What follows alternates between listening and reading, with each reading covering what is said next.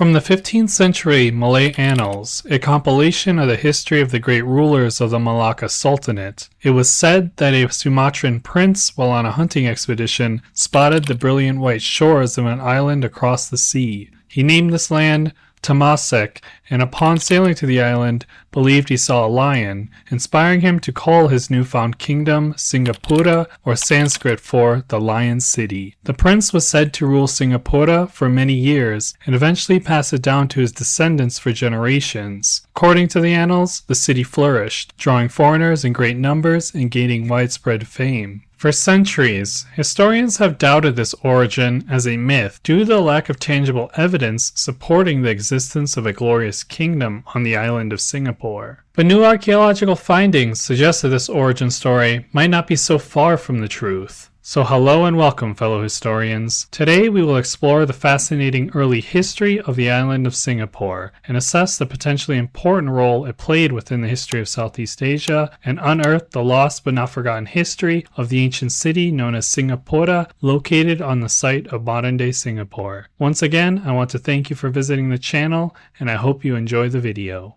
The foundation of modern Singapore is conventionally traced back to 1819 when Sir Stamford Raffles, the governor of the British colony of Bencoolen in Sumatra, landed on the island in search of a suitable port in the Strait of Malacca for British ships. Raffles claimed to have found evidence of the legendary Singapura referenced in the Malay Annals located in what he believed to be the remains of a fortified wall near a place called the Forbidden Hill, said to hold the graves of kings. However, since the mid-19th century, many historians have doubted Raffles' assertion, instead insisting Singapore's history began in 1819 when the British built a cosmopolitan port city from a small, largely ignored fishing village after obtaining permission from the local sultanate to establish a settlement there. Was the mystical kingdom of Singapura as envisioned by Raffles truly as extraordinary as he believed? While the truth remains elusive, as historians grapple with the scarcity of contemporary references to Singapore, while occasional mentions surface in Chinese, Arabic, and Malay sources, a comprehensive understanding remains to be fully fleshed out. Nevertheless, recent archaeological excavations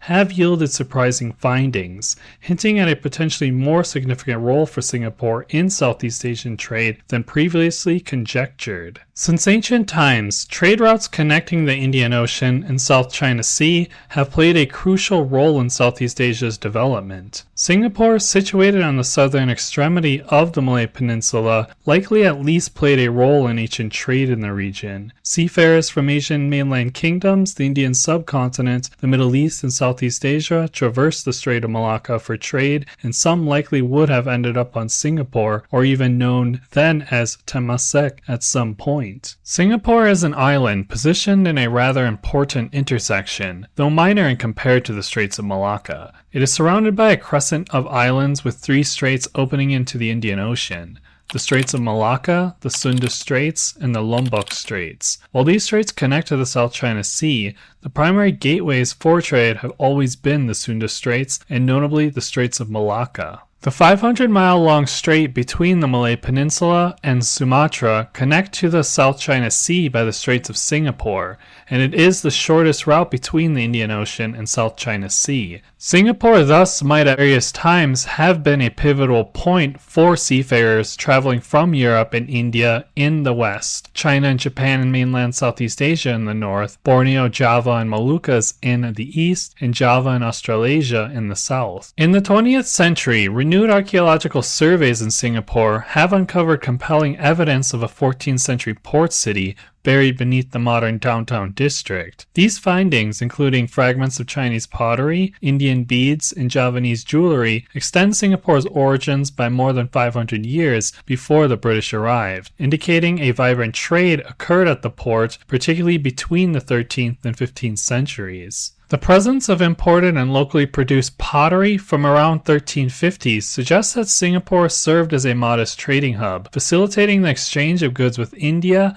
other Southeast Asian regions, and China. The city displayed signs of fortification as well, currency use, and likely boasted a multi-ethnic population under the governance of a local chief. All this seems to suggest that history on Singapore did not in fact begin with the British. While likely not a major political or ceremonial center, Singapore appears to have been a minor port within the region since ancient times. It seems to have been involved in the production of raw materials like iron, porcelain, tortoise shell, glass, and beads for shipment off the island to other regions. Periodically as well, its inhabitants likely engaged in some piracy, as contemporary Chinese sources seem to suggest. So what do historical sources show us? The Srivijaya Empire, which thrived from the 7th century onward, initially dominated the Straits of Malacca, with its trade capital at Palembang. At its zenith, Srivijaya controlled parts of Sumatra, western Malaya, and western Java,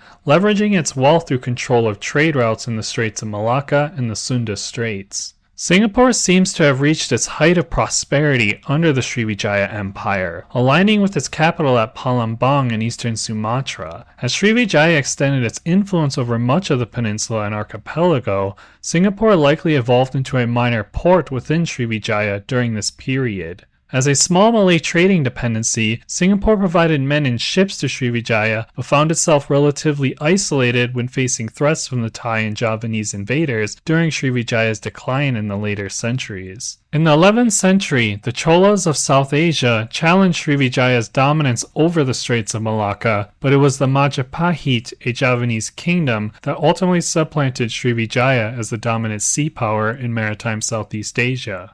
Majapahit successfully controlled the three gateways between the Indian and Pacific Ocean, the Straits of Malacca, the Sunda Straits, and the Lombok Straits, a position unmatched by any other naval power except Japan, albeit only very briefly during World War II. Another important period for the Malacca Straits in Southeast Asia would soon come. Under the reign of the Chinese Emperor Yongle between 1403 and 1424, China established a significant presence in Malacca, recognizing its strategic importance for international trade, connecting South China ports and the Indian Ocean, extending to the Mediterranean via the land bridge of the Arabic Sea. In its efforts to maintain stability in Southeast Asia and combat piracy, China aimed to foster peaceful relationships among countries in the region. The Srivijayan Empire and later Majapahit would serve these purposes. To achieve stability in the Malacca Strait, China frequently supported kingdoms in the straits under the tribute system, seeking to uphold a robust and stable maritime kingdom in or near the Straits of Malacca. After the collapse of Srivijaya, Yongle took direct action by patrolling the Straits of Malacca and engaging in trade. To support these endeavors, he built an immense navy, the largest in Chinese history, and initiated Cheng He's famous voyages,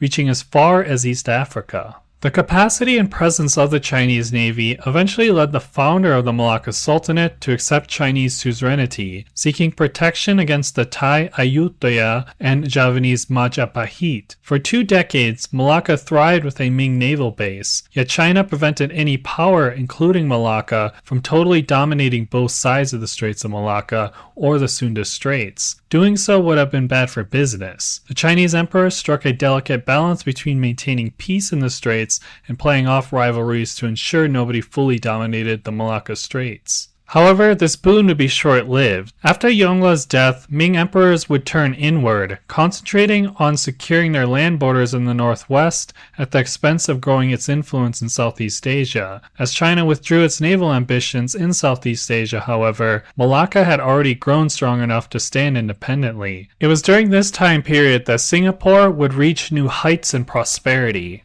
According to the Malay Annals, Singapore was founded in 1299 by Sri Buana of Palembang, who named it Singapura or the Lion City. Until the mid-14th century, the Javanese Majapahit Empire and the emerging Thai kingdom of Ayutthaya raided Singapore, both claiming it as a vassal state at different times. However, in 1365, Majapahit would officially claim Singapore as its exclusive vassal. Under Majapahit rule, Singapore was listed as a dependency from the 14th century, referred to as Temasek. Chinese records, particularly those of Wang Dayuan in 1349, describe the island's trade and the coexistence of natives with Chinese people, marking the earliest record of a Chinese community in Malaya. Wang Dayuan highlighted Singapore, noting that it was a port for numerous pirates preying on passing ships. In 1388, King Paramasvara, fleeing Majapahit, sought refuge in Singapura, only to later seize power after murdering the local king. Forced to flee again by an invading force of either Javanese or Thai, Paramasvara founded the Malacca Sultanate in 1414 and converted to Islam. The new sultanate would come to control much of the Malay Peninsula, eastern Sumatra, and the surrounding islands, with Singapura supplying fighting ships and sailors to the newly created Malacca Sultanate. After the Portuguese conquered Malacca in 1511, the Malacca Sultan established a new sultanate in Johore. Singapura would eventually fall under the rule of the new Johore Sultanate, enduring a Portuguese invasion and the burning of the trading outpost near the Temasak River in 1613. Singapore would reach its pinnacle in the late 14th century, decades before these events, enjoying roughly a century of prosperity before succumbing once again to conquest by more powerful neighbors on Sumatra. Following its conquests, Singapore seemed to have declined as trade shifted more firmly to Malacca under the Portuguese. Over the course of the 15th century, Singapore persisted as a crucial stop for ships traveling between the South China Sea and the Indian Ocean. Notably, St. Francis Xavier wrote a letter from Singapore in 1551, detailing the port as a trade hub and a port for pirates. However, later on in the 17th century, much of the port would become abandoned. This is attributed in part to the Dutch conquest of Batavia, which compelled traders to make mandatory stops in Batavia, and thus depriving Singapore of any traffic. By the time Sir Stamford arrived in Singapore in the 19th century, he encountered a city that had lost its former grandeur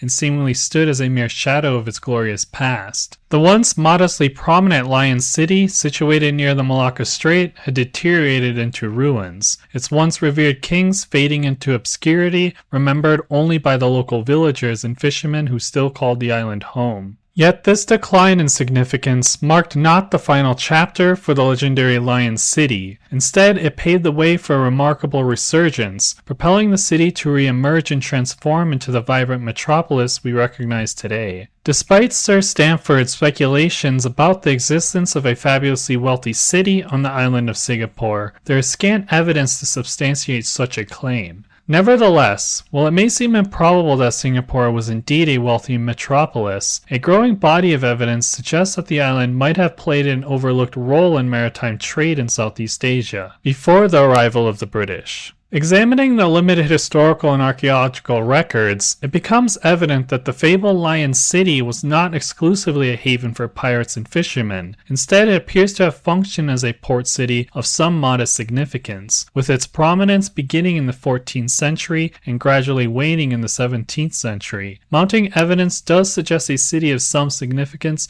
might have actually existed on the island, but how significant it was is still to be discovered. But that concludes our concise journey into the early history of Singapore. I appreciate your visit and would like to express my gratitude once again. If you found this video enjoyable, please consider giving it a thumbs up and subscribing for additional historical content. Your support is truly valued, and I look forward to sharing more insights with you in the future.